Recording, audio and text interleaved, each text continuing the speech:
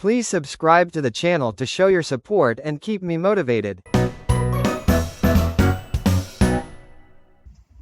Hi everyone. So let me just give you a quick walkthrough on removing the apps in the SH clustering, right? I have seen the people coming up with the request like how to remove the applications which were deployed, right, in the search head clustering. So how to remove them? So for like just to demonstrate this, I have configured this search head clustering with two members and then one instance which is acting as the deployer here.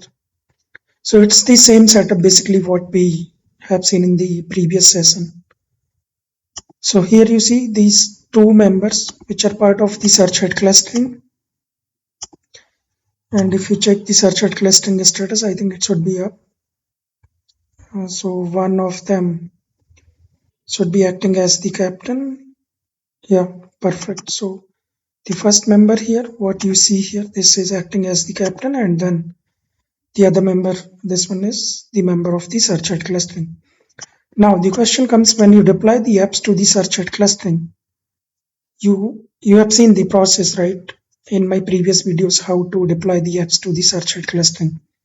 You you download the app on the deployer, move it to the SH cluster, and then just apply the bundle.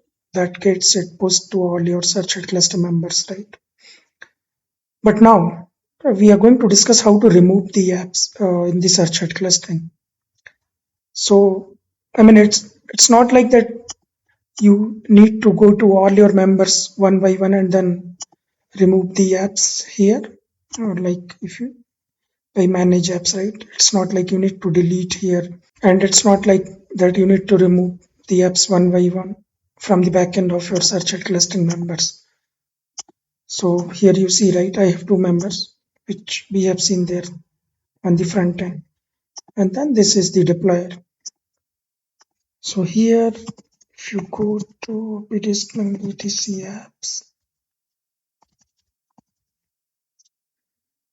yeah, I think I have already installed these two apps, Linux and Windows both.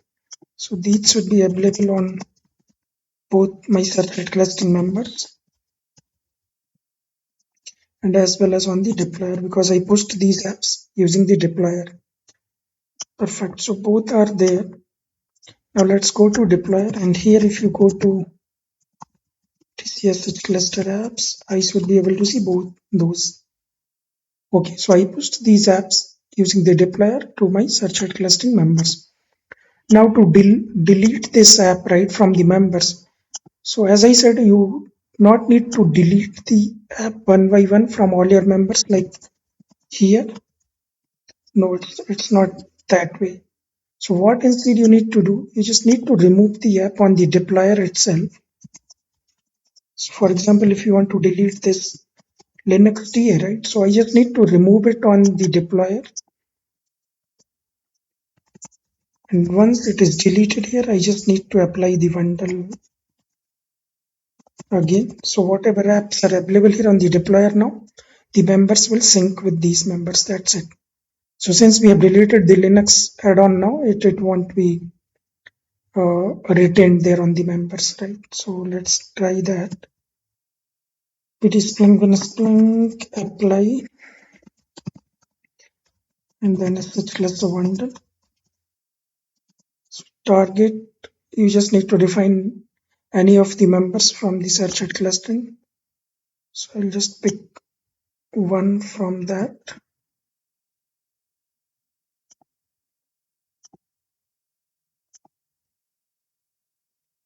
And then just pass it as the target.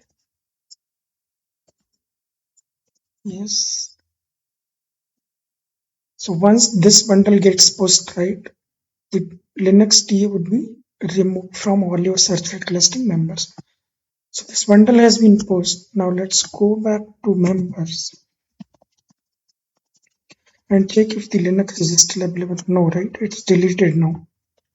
And that's what we wanted to achieve, right? We wanted to remove the Linux TA. Perfect. So it's deleted from both my members in the searched clustering. So that's how you can remove the apps in the SH clustering. It's not advisable to do it one by one on all your members. Instead, you just remove it from the deployer and post the updated bundle. It will get you the app deleted from all your searched clustering members. Yeah, I think that's the quick session on this one. I'll see you in the next video. Thanks.